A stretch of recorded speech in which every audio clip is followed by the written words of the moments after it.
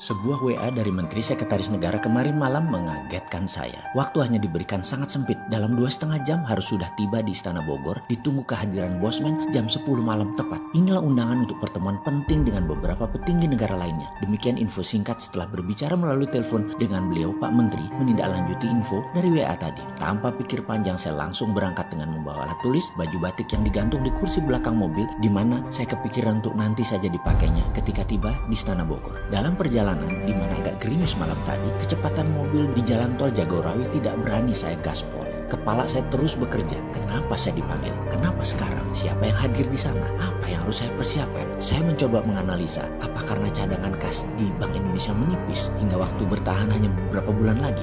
Lalu apa hubungannya dengan saya? Apa cadangan devisa Indonesia menurun drastis karena ekspor yang menurun tajam? Lalu apa yang saya bisa lakukan? Apakah nggak ada pinjaman lagi karena dunia lagi susah semua? Bahkan IMF pun tidak ada dana yang tersedia, di mana Indonesia sudah masuk negara menengah atas sehingga diharapkan bisa berjuang sendiri, sehingga Indonesia saat ini memerlukan solusi alternatif. Apa ada signal bahwa Amerika menang perang sehingga memerlukan kebijakan bagaimana menghadapi Trump yang ambisius untuk menjadi sheriff dunia? Lalu saya harus bagaimana? Pikiran saya yang liar kesana kemari tanpa terasa membawa ke ujung jalan tol keluar di dekat terminal Baranang Siang Bogor. Belok kanan dan tidak lama kemudian kurang dari 5 menit sudah sampai gerbang Istana Bogor yang malam itu cukup lengang suasananya. Namun protokol keamanan di depan gerbang ternyata ketat sekali. Kendaraan saya berhenti tepat di depan gerbang. Jendela kaca mobil saya turunkan perlahan. 2 orang menghormat dan membungkuk menanyakan identitas saya yang dicocokkan dengan data di map seorang perwira di belakangnya. Mardi Guowi ya Pak, katanya sopan. Yang dilanjutkan, silakan parkir di sisi kiri, nanti Bapak akan kami kawal ke dalamnya. Saya melihat jam dan jam menunjukkan jam 9.40 malam. Alhamdulillah tepat waktu. Sambil memarkirkan mobil, saya ganti pakaian batik dan mengambil map kulit, buku catatan favorit saya. Kendaraan listrik Golf menanti saya dan saya pun duduk di samping pengemudi yang kemudian berjalan cukup kencang ke arah pepohonan. Sisi kanan berbelok sedikit, kemudian dari kejauhan gedung megah walaupun agak tua terlihat anggun ketika diberikan sorot lampu menyinari sekeliling gedung tersebut.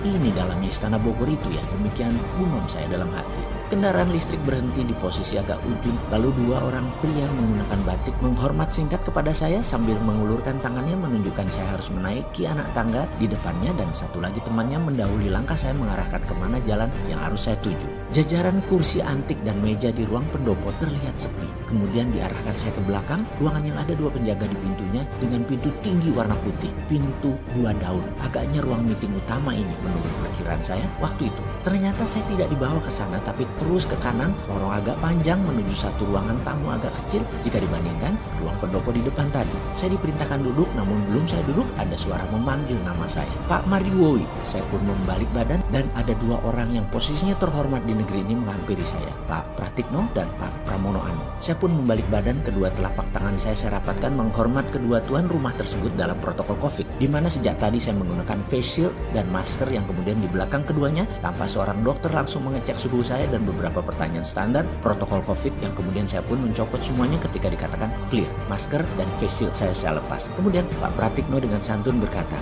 "Terima kasih, pesan saya dijawab cepat dengan kehadiran Pak Mardigu di sini." Yang saya jawab cepat sambil setengah menunduk. "Oh nggih, siap Pak Menteri." "Oh iya, maaf, ada apa ya? Kok orang seperti saya yang jauh dari kepantasan diperintah datang ke Istana Bogor?" Pertanyaan saya tidak dijawab oleh Pak Pratikno, juga tidak dijawab oleh Pak Pramono Anung. Lalu Pak Pramono Anung berkata dengan perlahan, "Nanti di dalam saja semua penjelasannya." Sambil dirinya memerintahkan saya mengikuti dirinya berjalan. "Silakan Pak Mardigu," katanya sambil berjalan, yang saya ikuti dengan segera. Kemudian kami berjalan ke arah ruangan yang tadi saya lewati, dan kali ini pintu telah separuh terbuka. Pak Pratikno mendahului masuk dan saya pun mengikutinya. Cireng! Kehadiran kami menjadi perhatian beberapa pejabat yang duduk di meja meeting panjang, di mana posisi ujungnya ada Pak Presiden Jokowi, di kiri kanannya ada Panglima TNI, ada Kapolri, Ketua DPR, Ketua MPR, Gubernur Bank Indonesia, Ketua BPK, yang kemudian kami saling salam ala protokol COVID dan mereka pun mempersilahkan saya duduk di samping Pak Pratikno. Kami bersepuluh, di mana kemudian Pak Presiden memerintahkan yang lain kecuali yang berada di meja meeting ini untuk keluar ruangan. Semua ini membuat saya tegang sekali karena tidak tahu apa yang akan terjadi. Begini, saya langsung saja. Demikian Pak Presiden mengawali percakapan malam ini dengan nada seperti dirinya lakukan yang banyak kita kenal, mengeja perlahan kata per kata. "Mas Mardigu, Terima kasih atas kehadirannya. Kami mengundang semua yang hadir di ruangan ini dengan pemberitahuan sangat terbatas dan semuanya sama. Hanya kami putuskan tadi sangat cepat, yaitu jam 7.30-an malam untuk kehadiran jam 10 malam ini di ruangan ini. Semua tidak ada yang tahu agenda apa yang akan kita bicarakan kecuali saya dan Pak Pratikno. Suasana hening dan terlihat ekspresi wajah lainnya sama seperti saya, bertanya-tanya. Mas Marigu, demikian nama saya disebut beliau dan saya menambah tegang, deg-degan di hati saya. Kalau saya beli waktu 15 menit, demikian Pak Presiden melanjutkan perkataannya. Bisakah presentasi singkat, padat, cepat menceritakan bagaimana strategi MMT kita terapkan untuk Indonesia menjadi negara nomor 1 di dunia dalam waktu yang cepat dan harus diraih sebelum tahun 2030. Di mana demikian Pak Presiden berkata dengan jeda panjang sebelum dilanjutkan. Di masa pandemik ini dan di tahun depan, Indonesia sudah bisa meningkat ekonominya dan kedaulatannya 2 kali lipat dari saat ini. Saya tarik nafas panjang dan dalam yang disaksikan 9 orang yang terhormat di negeri ini. Wajah mereka menunjukkan pandangan aneh menurut saya. Karena mungkin di kepala mereka 15 menit waktu yang singkat untuk presentasi. Apa bisa? Saya tanpa basa-basi setelah membuka dengan salam, saya menyatakan, insya Allah bisa Pak Presiden. Kemudian beliau pun tanpa membuang waktu mengatakan, silakan jelaskan kepada kami. Saya pun langsung memulai dengan bercerita. Kalau Tiongkok punya 2 standar mata uang renminbi dan yuan 30 tahunan yang lalu, sekarang sudah 1 nilainya. Lalu ketika perang dagang memuncak, renminbi menerbitkan e-renminbi. Ini adalah strategi baru menerbitkan mata uang di era digital. Mereka lakukan persis seperti 30 tahunan yang lalu, hanya kali ini digital currency.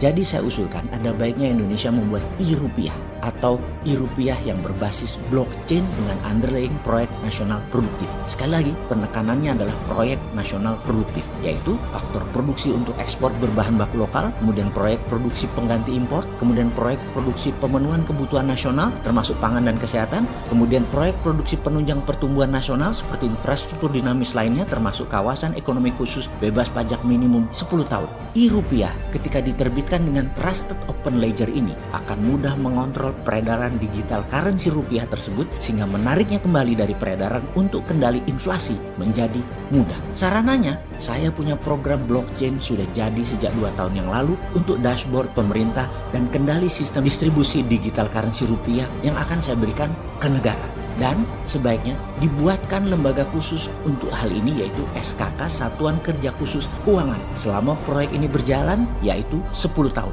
Demikian presentasi saya selesai Pak Presiden, dan hadirin para pejabat negara yang terhormat, semoga bisa menjadi landasan acuan tindakan pemerintah ke depan. Tampak yang hadir semuanya diam menunggu reaksi Pak Presiden. Pak Presiden pun diam, berpikir dalam. Dalam hati saya berkata, kalau presentasi ini diterima, inilah moment of greatness. Sebuah meeting rahasia yang akan merubah jalan kehidupan berbangsa dan bernegara Indonesia ke depannya. Sengitnya dunia akan menekan Indonesia. Langkah Indonesia harus cepat dan tidak terbaca. Tahu-tahu Indonesia sudah menjadi negara besar dalam 2 tahun. Di awalnya saja. Tak lama azan terdengar keras yang saya lamat-lamat berkata dalam hati, loh kok sudah azan? Dan saya pun tersadar diri, ini azan subuh yang mengingatkan saya akan kewajiban serta menyadarkan posisi saya untuk bangun dari dunia mimpi tadi dalam rapat rahasia yang akan merubah negara Indonesia.